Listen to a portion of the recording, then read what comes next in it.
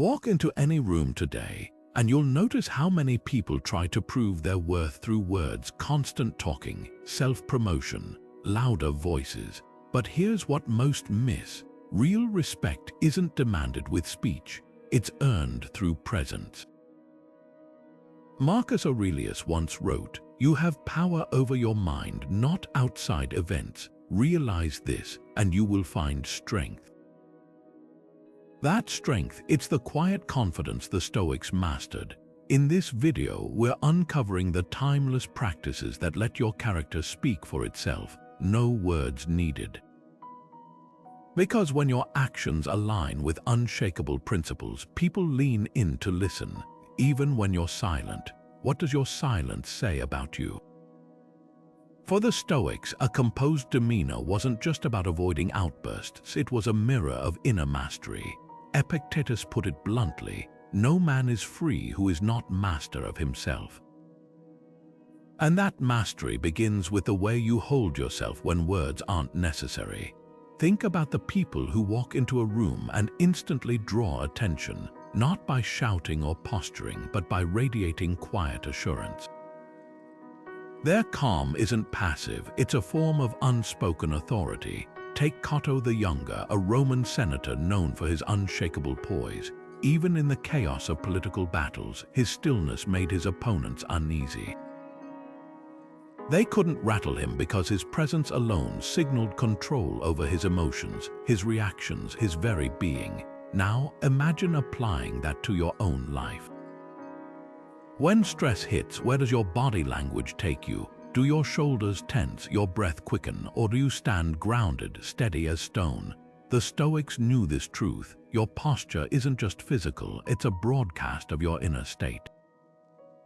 So next time you feel pressure, pause, straighten your back, soften your gaze, and let your silence speak louder than any argument. Because sometimes the most powerful statement is the one you don't make. There's a common misconception that being emotionless is the goal of Stoicism, but that couldn't be further from the truth. The Stoics didn't suppress feelings, they mastered them.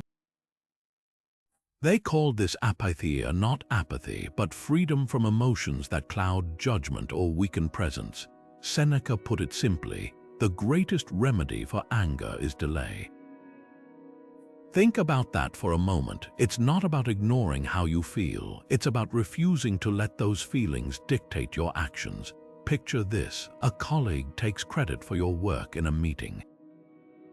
Your pulse quickens, your face heats up, every instinct says to call them out right then and there.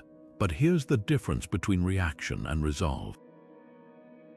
Reacting is easy, restraint is power. The Stoics knew that losing your temper doesn't prove your point, it undermines it. Instead of snapping back, you pause. You breathe, you respond with measured clarity, not because you don't care, but because you care too much to let emotion hijack your dignity.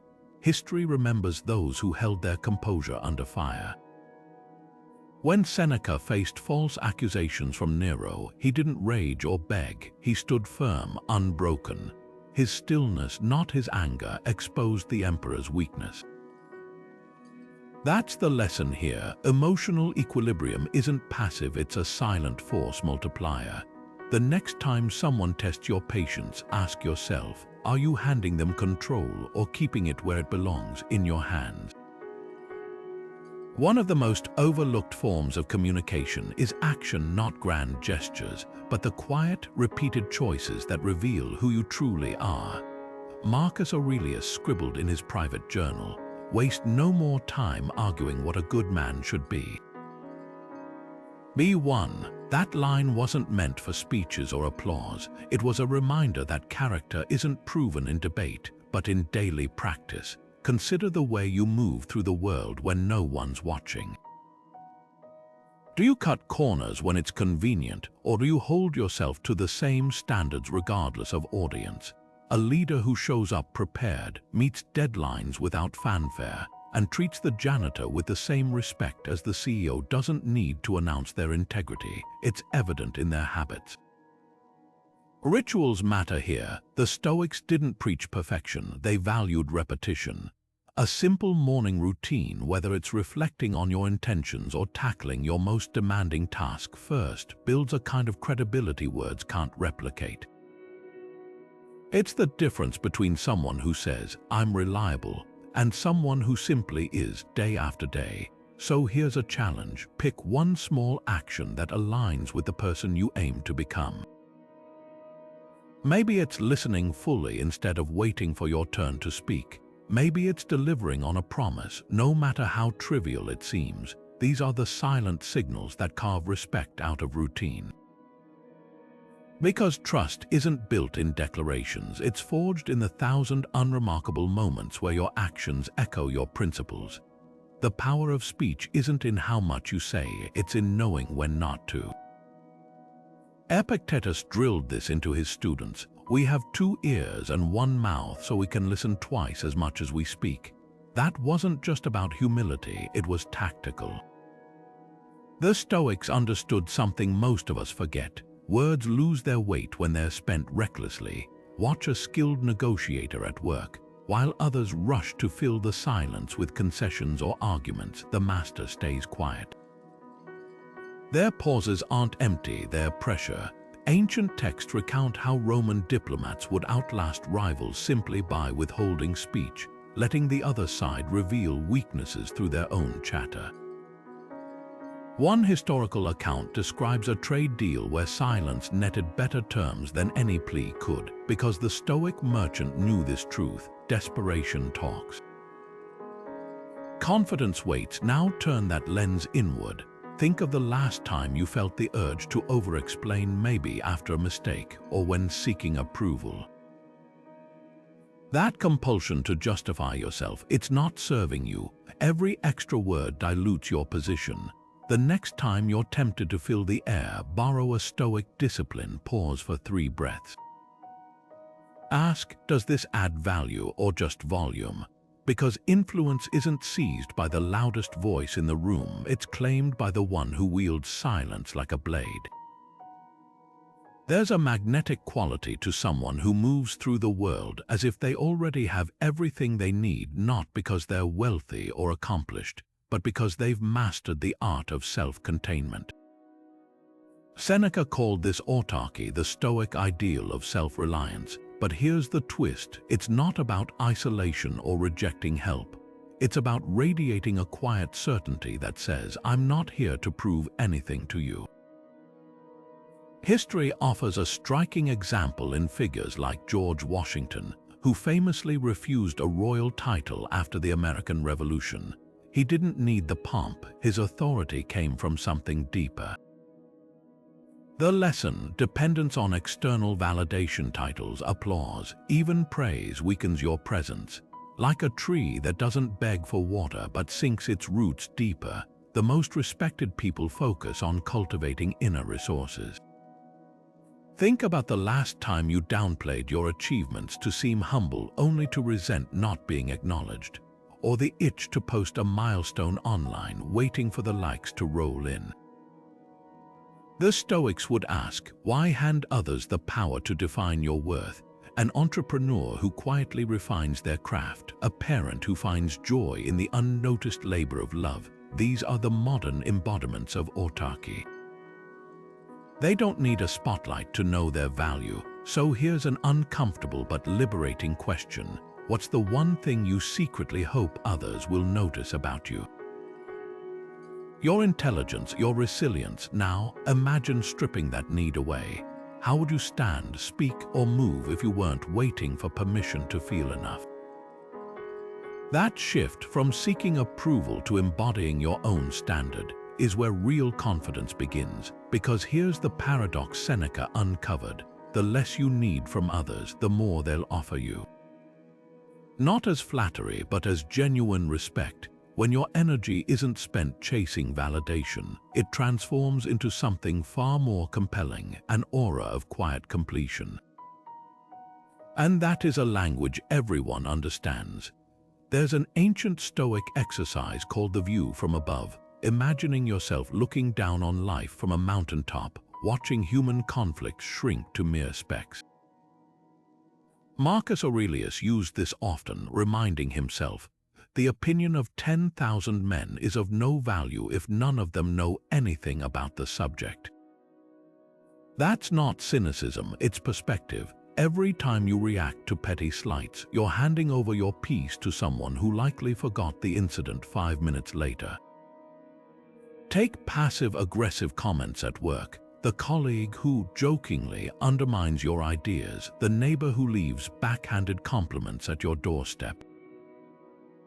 React and you've stepped into their script, but ignore. That's not weakness, it's a silent declaration that their words hold no weight over your worth.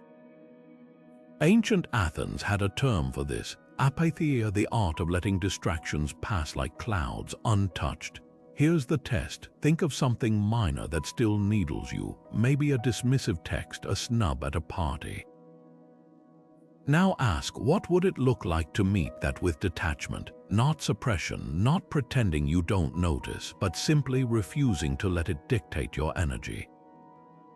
The Stoics didn't advocate numbness, they trained in discernment. Like a shield that lets rain slide off without absorbing a drop, your dignity grows when you stop collecting every slight. History remembers Cleans, Zeno's successor, who endured mockery for hauling water in public as a philosopher, a beneath him chore. His response to keep carrying his jug unbothered. The taunts died out when they failed to land. That's the hidden power here. Indifference isn't about them, it's about you and what you choose to carry forward.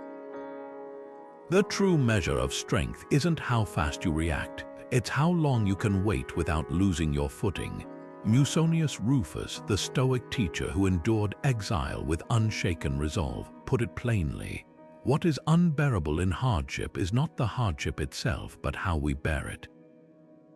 Patience isn't passivity, it's a form of leverage. While others scramble to respond, you hold space.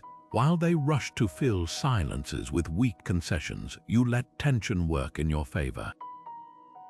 Picture a heated boardroom negotiation. One side slams the table, demanding an immediate answer. The other sits quietly, unruffled, then asks for time to consider, not because they're unsure, but because they refuse to let urgency dictate their judgment. That delay isn't hesitation, it's strategy. Ancient diplomats knew this well. When Sparta's king Agesilaus was insulted by an envoy, he simply paused, then replied with such measured calm that his restraint became the punchline. "I would have said something sharper if I'd been angry." His patience turned the insult back on the sender without a single harsh word. We mistake speed for competence, especially today. A late email reply feels like neglect. A delayed decision reads as indecision, but the Stoics saw patience as a sieve. It separates impulsive reactions from intentional action. Think back to the last time someone pushed you for an answer you weren't ready to give.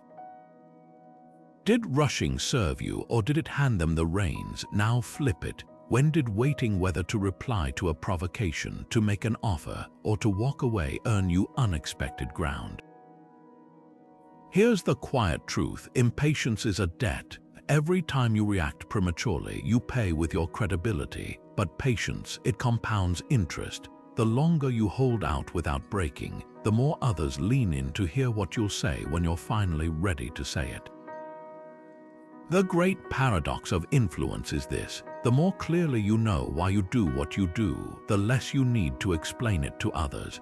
Epictetus called this proherses, your moral compass, the inner citadel of decisions that no external force can shake. It's not just about having principles, it's about letting them steer your choices so consistently that your very presence broadcasts alignment. Take the Renaissance sculptor who turned down a wealthy patron's commission because it required compromising his artistic vision. At the time, critics called it foolish. Centuries later, we remember his integrity, not the patron's name. Why? Because conviction outlives convenience. The Stoics didn't preach rigid dogma, they practiced ruthless prioritization. Every yes to your true purpose is a silent no to distraction, and that selectivity builds a reputation louder than any resume. Notice how people lean in when someone speaks with this kind of clarity. It's not the volume of their voice, it's the absence of hesitation in their stance. Like a tree growing unswervingly toward light, their actions don't zigzag to please every passerby. Zeno, the founder of Stoicism, demonstrated this when he abandoned a lucrative shipping career after reading philosophy, not because money was evil, but because he'd found a calling that made wealth irrelevant by comparison. Here's where the rubber meets the road. Your calendar and bank statement are already confessing your priorities. The Stoics would urge you to audit them. That meeting you dread but attend out of obligation, the project that pays well but hollows you out. What if declining them wasn't loss but liberation? Clarity of purpose isn't about grand declarations. It's the sum of small, unglamorous refusals that guard your focus like a sentry. So ask yourself this: if someone observed your last week with no explanation from you, would they see a life aligned with your deepest values, or one littered with concessions? The artist, the philosopher, the leader who commands respect without begging for it, they all share one habit. They treat their time and energy as finite currency, spending it only where the return matches their soul's exchange rate. And that economy speaks volumes. True respect crystallizes not when everything goes right, but when everything threatens to fall apart. Seneca observed, "Fire tests gold, adversity tests the strong." That moment when pressure mounts and others falter, that's your silent stage. Consider a surgeon mid-operation when an unexpected complication arises. The monitors blare, assistants tense, but her hands remain steady. She doesn't need to announce her competence. Her calm under duress broadcasts it. This isn't luck or genetics, it's trained resilience. The Stoics called this ataraxia, a state of unshakable focus amid chaos, forged through deliberate practice.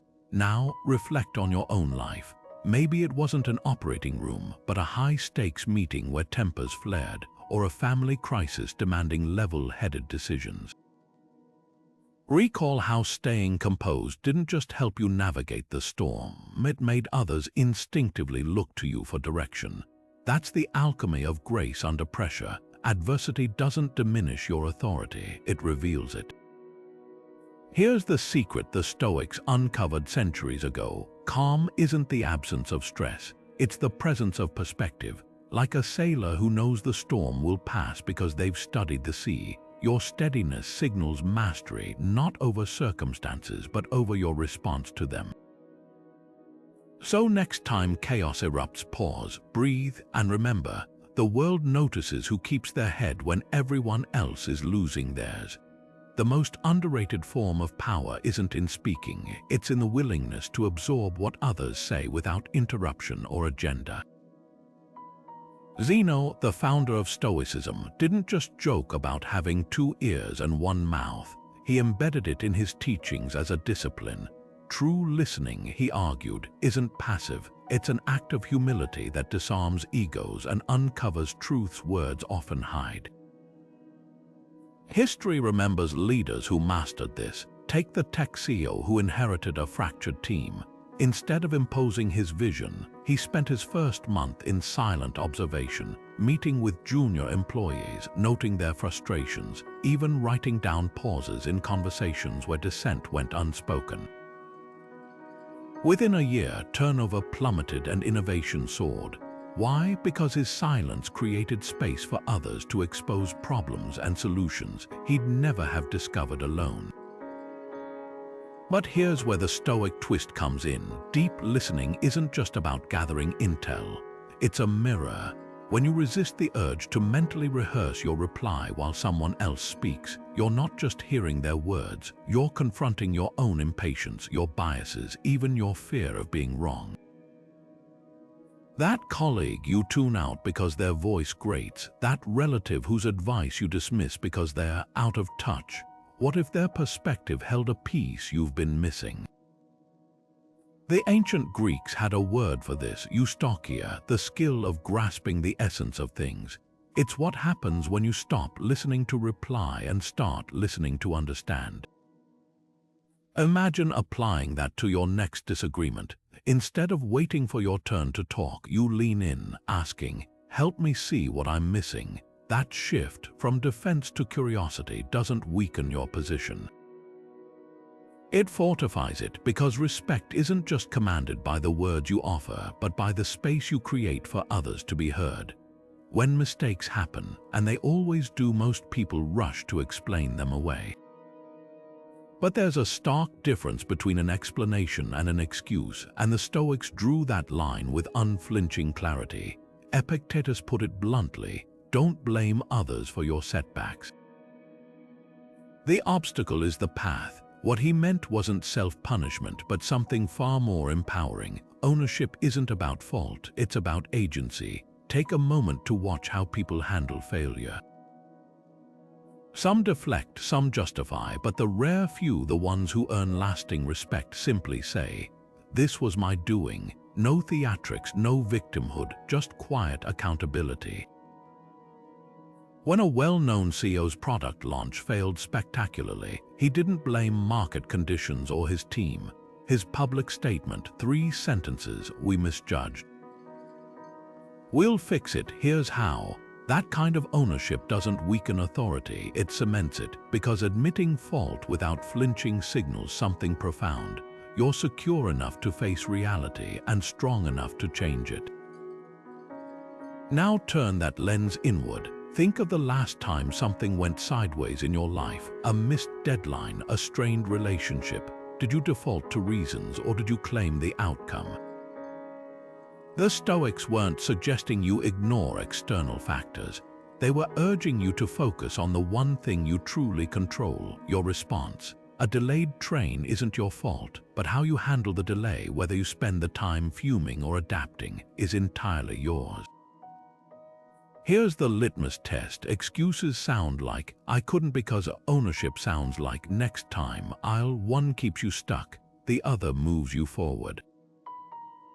So ask yourself, where are you still narrating your life as if it's happening to you, instead of recognizing where it's happening through you? That shift from bystander to architect is where real power begins. Because when you stop explaining why things aren't your fault, you start discovering how much is within your influence. There's a quiet power in stripping away the non-essential, not as lack but as precision. Marcus Aurelius wrote, "The ornament of a quiet and modest life is a virtue, not expensive furniture or fine clothing." He wasn't dismissing beauty, he was exposing how often we confuse clutter with substance. Think of the judge who cuts through legal jargon with plain-spoken clarity, or the artist whose simplest strokes carry the deepest meaning. These masters know elegance isn't added, it's revealed by removing. Consider how you present yourself, not just in dress, but in speech, in habits, even in digital spaces. Are you layering on qualifications to sound impressive, or distilling thoughts to their essence? The courtroom example isn't hypothetical. Historical records show that the most respected judges, figures like Solomon or modern justices known for sharp rulings, often wielded brevity like a scalpel. Their authority didn't come from complex vocabulary, but from the weight of each chosen word. Now turn that lens inward. What's your version of legalese? Maybe it's over-explaining your choices to seem thoughtful, or defaulting to buzzwords to fit in. The Stoics practiced something radical for their time. They wore plain clothing, lived in modest homes, and spoke directly. Not to reject refinement, but to ensure nothing stood between their character and the world's perception of it. Here's a challenge: audit one area where complexity might be masking your confidence. Could your emails be half as long? Could your wardrobe decisions take half the time? Minimalism in self-presentation isn't about austerity, it's about alignment. When every word, every garment, every action serves a purpose, you're not just simplifying, you're amplifying, because the fewer distractions you create, the more room there is for your substance to speak. The courtroom falls silent as the opposing lawyer finishes their grand, dramatic closing argument full of sweeping gestures and emotional appeals. Then comes the defense attorney. No raised voice, no performative outrage, just a calm recitation of undeniable facts, each point meticulously prepared, every counterargument anticipated months before this moment. This isn't just skill, it's the quiet advantage of preparation so thorough it doesn't need to shout. Seneca nailed it centuries ago. Luck is what happens when preparation meets opportunity. But here's what he really meant. What looks like effortless mastery to others is often the fruit of unseen labor. Think of an athlete's flawless performance. The crowd sees the grace. They don't see the pre-dawn drills, the studied footage of opponents, the muscles trained to react before thought, or the surgeon whose hands move with precision, not because of innate genius, but because they've rehearsed every motion until it's second nature. Preparation isn't just about readiness, it's a silent language of respect. Respect for your craft, for the stakes, and for the people who rely on you. When you've done the work, pressure doesn't break you, it reveals you. Now turn that lens inward. Where are you relying on charm or last-minute effort when depth would serve you better? Maybe it's the presentation you'll wing, the conversation you keep postponing because you're not ready, or the skill you assume you can fake until you make it. The Stoics had a practice, premeditatio malorum, anticipating challenges before they arise. Not to dwell on worst cases, but to dismantle their power through rehearsal. A musician doesn't fear a wrong note if they've played the piece 1,000 times. A leader doesn't panic in crisis if they've already walked through the scenario in their mind. Here's the invitation. Pick one area where preparation could replace anxiety. It might be as simple as researching a topic before debating it, or as profound as drilling a difficult conversation with a loved one until your words carry clarity, not heat. Because when you've done the work, something shifts, your posture softens, your voice steadies, and people lean in not because you're loud, but because they sense the weight of what you've built when no one was watching. That's the alchemy of preparation. It transforms effort into ease and effortlessness into authority. So ask yourself, what's the one project, relationship, or skill that deserves more of your quiet hours? Not for applause, but for the kind of confidence that doesn't need to announce itself. After all, the deepest wells don't rattle when drawn from, they simply provide. There's an unspoken law in human dynamics. The more accessible you are, the less your time is valued.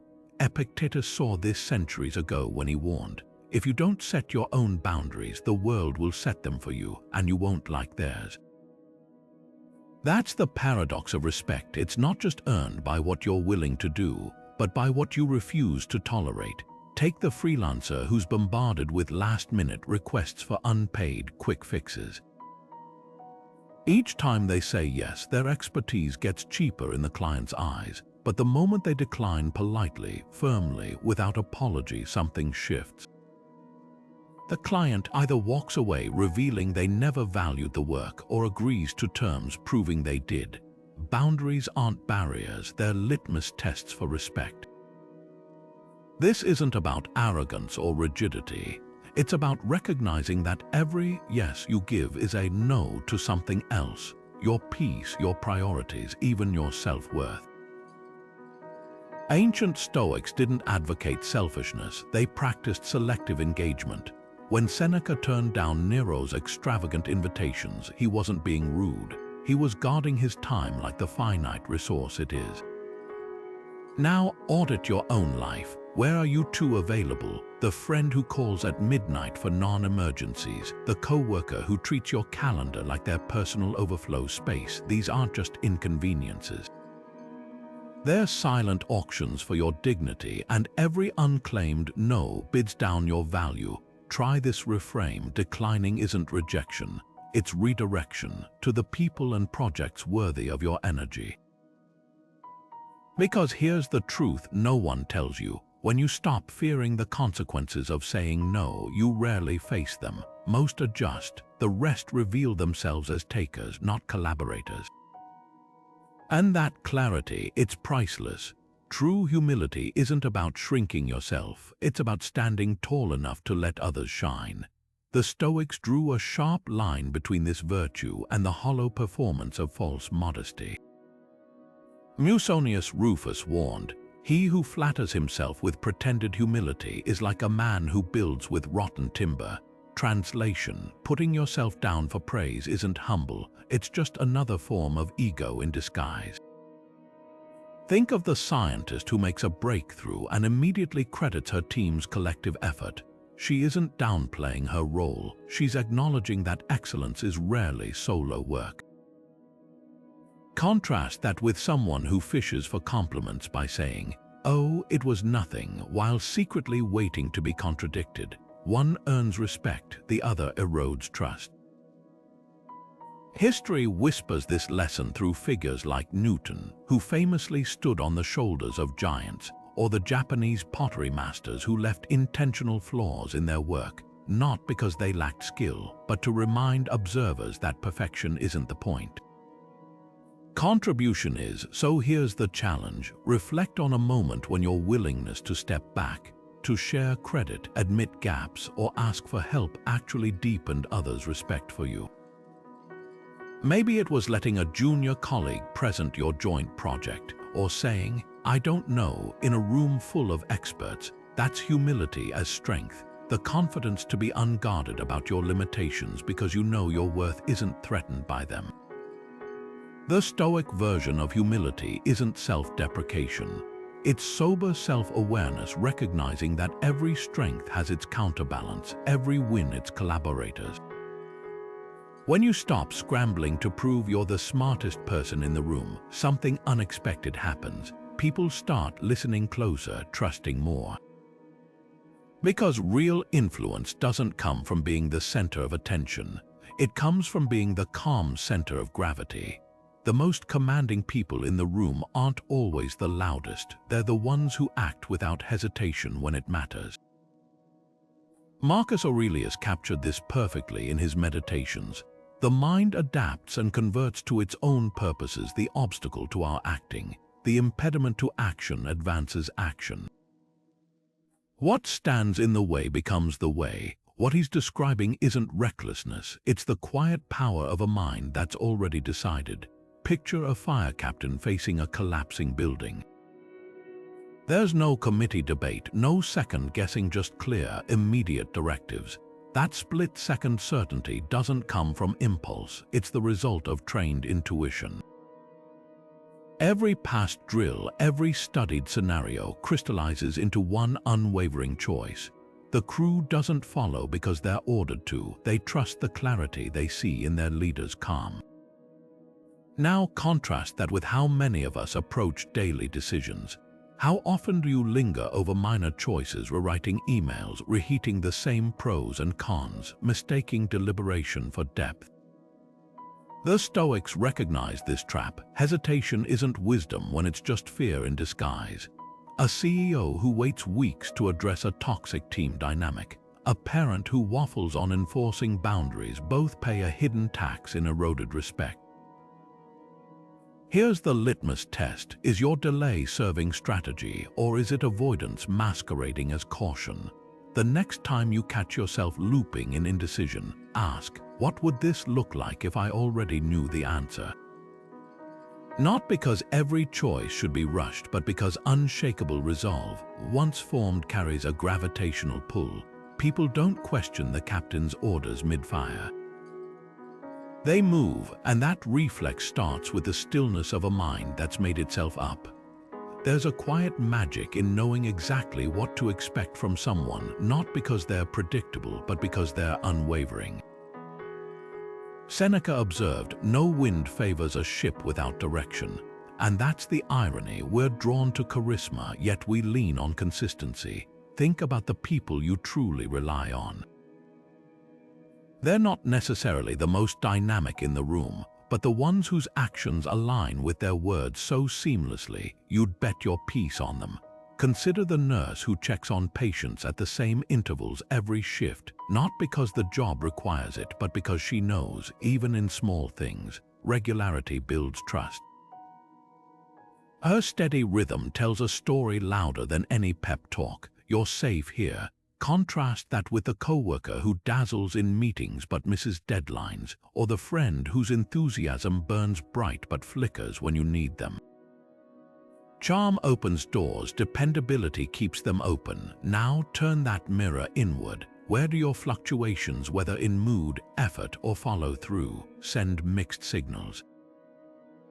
Maybe it's the project you abandon when novelty fades, or the promise you soften when inconvenient. The Stoics didn't preach perfection, they honored persistence.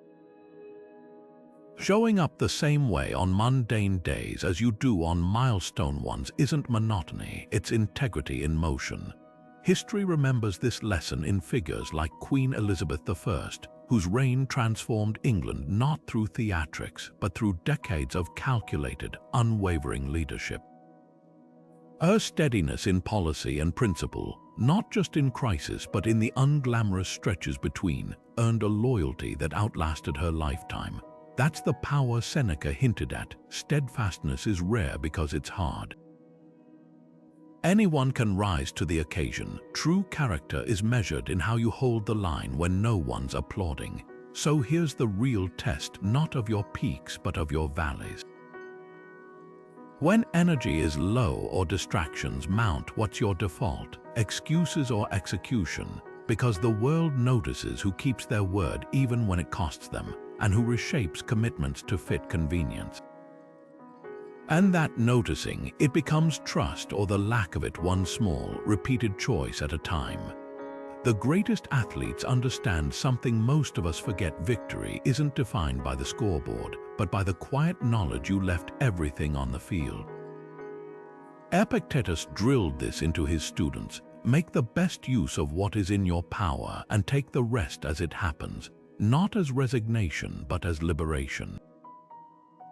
Because when your self-worth isn't chained to outcomes, you compete differently. Picture a tennis player after a brutal finals loss. Reporters swarm expecting devastation. Instead, she stands composed. I played my game. Today, it wasn't enough. No blame, no dramatics. That calm isn't apathy. It's the mark of someone who knows her value isn't negotiable based on a trophy. Contrast that with the player who smashes rackets in defeat, whose mood swings with every point, who commands more respect, the one who treats results as feedback, not judgment. This isn't just about sports, it's about the job offer you didn't get, the project that failed despite your sweat. The Stoics called this amor fati, loving fate, not because you enjoy setbacks, but because you refuse to let them define you. Ancient leaders like Marcus Aurelius faced military defeats without collapsing because their identity wasn't tied to constant victory. Their strength came from knowing they'd controlled what they could, their preparation, their ethics, and released the rest.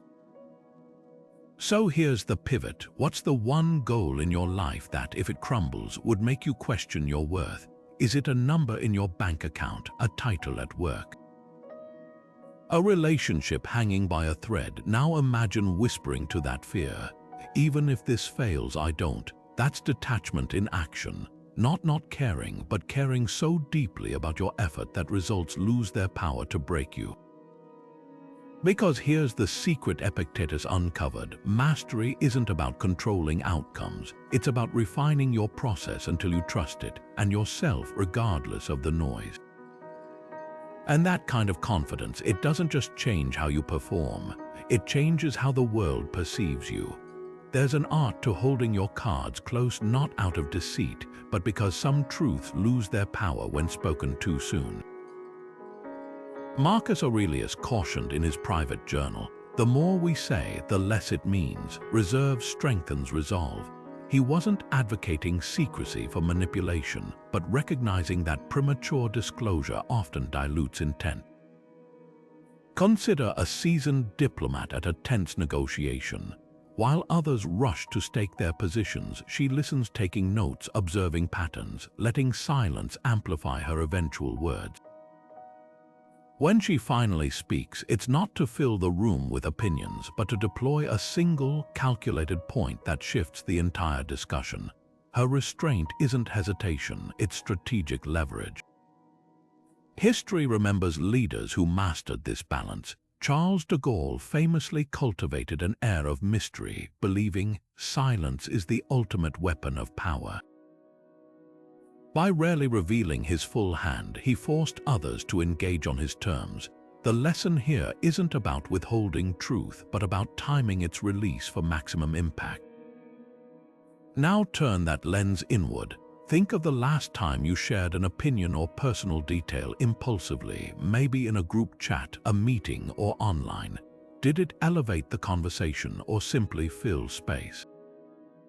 The Stoics practiced what they called disciplina arcani, the discipline of the secret, not as a game, but as a way to protect what mattered until the right moment. Here's a revealing exercise. Recall one truth you disclosed recently that served no strategic purpose. Was it to bond, to impress, or just to break the silence? There's no shame in any answer, but there's power in the awareness, because every unnecessary word is a tiny surrender of control over how you're perceived, how your ideas land, even how deeply others listen next time. So next time you feel the urge to speak, pause. Ask, does this need air now, or would its weight increase if I waited? Like a sculptor withholding the final reveal of a masterpiece, sometimes the most commanding move is letting the mystery do the work for you. Legacy is the echo of a life lived intentionally, not for the applause of today, but for the resonance it leaves in generations to come. Seneca warned, "We suffer more in imagination than in reality, yet we still chase fleeting validation as if it were oxygen." But what if you flip the script? What if, instead of performing for an audience that's already scrolling past, you built something meant to outlast you? Take the novelist who spends years crafting a single book, ignoring publishing trends and viral hashtags. While others race to feed algorithms, she's planting seeds in soil she'll never see bloom. History vindicates this patience. Think of Marcus Aurelius' meditations never intended for publication, yet speaking louder across centuries than the shouts of emperors who craved adoration in their lifetimes.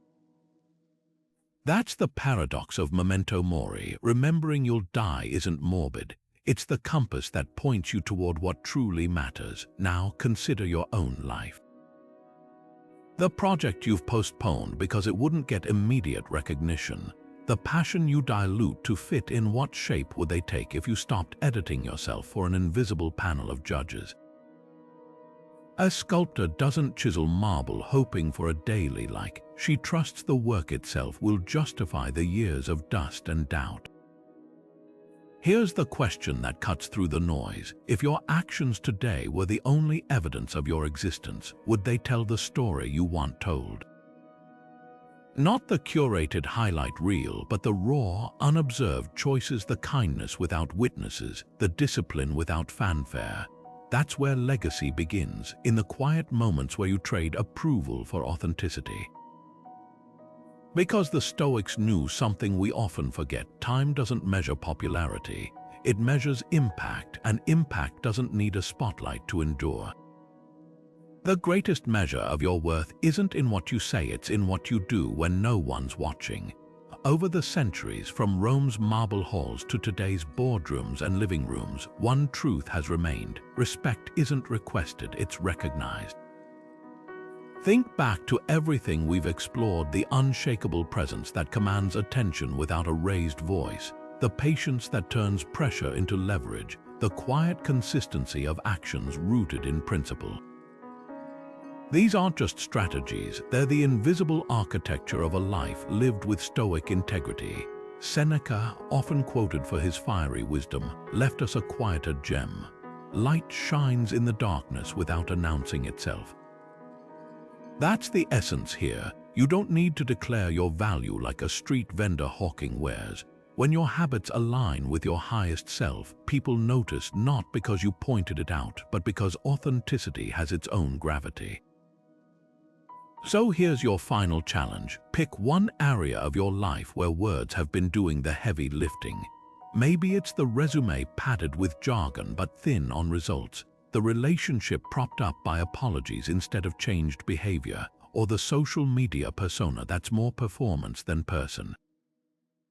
Strip away the noise and ask, what would this look like if I let my actions speak for me?